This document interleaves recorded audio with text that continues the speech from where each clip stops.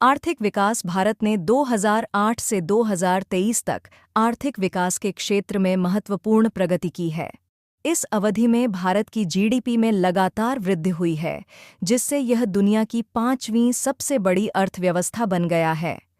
देश की आर्थिक नीतियों में विदेशी निवेश को आकर्षित करने और मेक इन इंडिया जैसे कार्यक्रमों के माध्यम से स्थानीय उत्पादन को बढ़ावा देने का प्रयास किया गया है। 2. बुनियादी ढांचे का विकास। सड़क, रेल और हवाई अड्डों के क्षेत्र में कई परियोजनाएं पूरी हुई हैं, जिससे यात्रा और परिवहन में सुधार हुआ है। भारत ने हाईवे, एक्सप्रेसवे और मेट्रो रेल नेटवर्क का विस्तार किया है, जो शहरी और ग्रामीण क्षेत्रों को जोड़ता है। स्मार्ट सिटी परियोजना के तहत कई शहरों में स्मार्ट इंफ्रास्ट्रक्चर का निर्माण हुआ है, जिससे नागरिक सेवाओं में सुधार हुआ है। 3. तकनीकी और डिजिटल प्रगति। डिजिटल इंडिया कार्यक्रम के माध्यम से इंटरनेट कनेक्टिविटी में सुधार हुआ है और देश भर में डिजिटल सेवाएं उपलब्ध कराई गई हैं। आधार कार्ड के जरिए डिजिटल पहचान, ऑनलाइन बैंकिंग और डिजिटल पेमेंट्स में वृद्धि हुई है।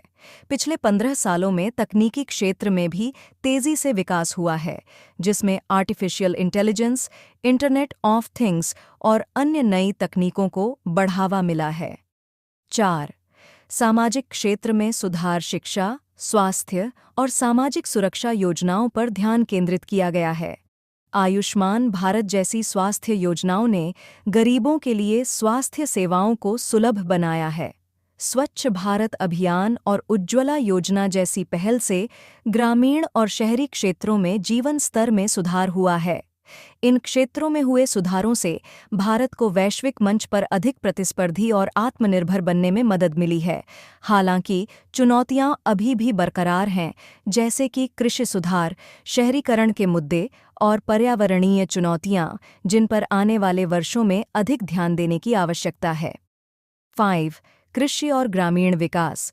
पिछले 15 वर्षों में भारत ने कृषि क्षेत्र में सुधार और किसानों के कल्याण के लिए कई नीतियों को लागू किया है। इनमें फसल बीमा योजना, प्रधानमंत्री किसान सम्मान निधि और सिंचाई परियोजनाएं शामिल हैं। किसानों के लिए तकनीकी सहायता प्रदान करने के लिए कृषि में आधुनिक तकनीकों को अपनाया गया है, जैसे ड्रिप सिंचाई और बेहतर बीजों का उपयोग।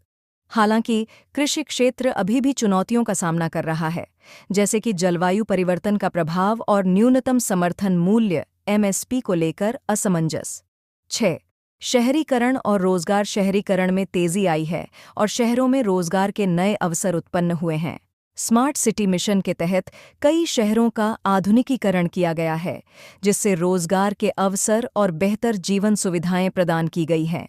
रोजगार के क्षेत्र में स्टार्टअप संस्कृति को बढ़ावा मिला है, जिसमें विशेष रूप से तकनीकी और सेवा क्षेत्र में वृद्धि देखी गई है। भारत अब दुनिया में स्टार्टअप्स के लिए सबसे बड़े केंद्रों में से एक है। 7.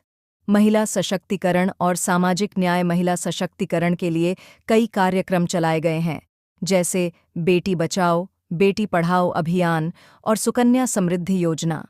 इन कार्यक्रमों ने शिक्षा, स्वास्थ्य और सुरक्षा के क्षेत्र में महिलाओं को समर्थन दिया है।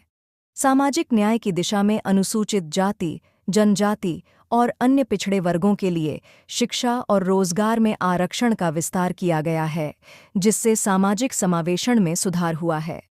8. पर्यावरणीय चुनौतियां और सतत विकास। भारत ने स्वच्छता और पर्यावरण सुरक्षा के क्षेत्र में कई योजनाएं शुरू की हैं, जैसे स्वच्छ भारत अभियान और नमामि गंगे योजना।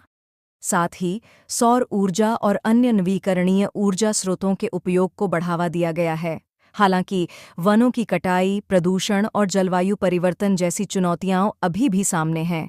भारत ने पेरिस समझौते के तहत अपने जलवायु लक्ष्यों को पूरा करने का संकल्प लिया है, लेकिन अभी भी सतत विकास की दिशा में और अधिक प्रयासों की आवश्यकता है। पिछले 15 वर्षों में भारत ने कई क्षेत्रों में प्रगति की है, लेकिन तेजी से बदलती वैश्विक और घरेलू परिस्थितियों को देखते हुए चुनौतियां भी उतनी ही महत्वपूर्ण हैं। आने वाले समय में इन क्षेत्रों में सुधार और विकास की आवश्यकता होगी, ताकि भारत सतत और समावेशी विकास के पथ पर अग्रसर रह सके। 9.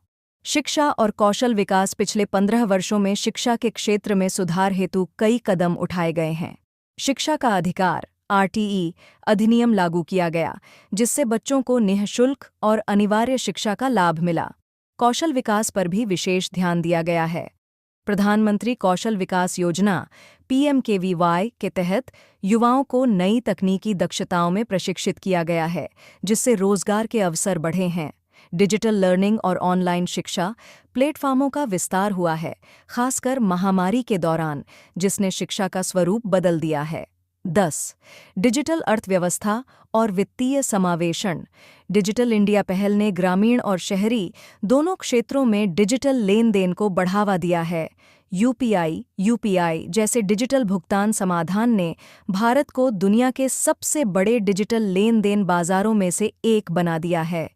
वित्तीय समावेशन को बढ़ावा देने के लिए जन धन योजना के माध्यम से बैंक खाते खोले गए हैं। इससे न केवल लोगों को औपचारिक बैंकिंग प्रणाली में जोड़ा गया है, बल्कि सरकारी योजनाओं का लाभ सीधे लाभार्थियों तक पहुंचाना भी आसान हुआ है।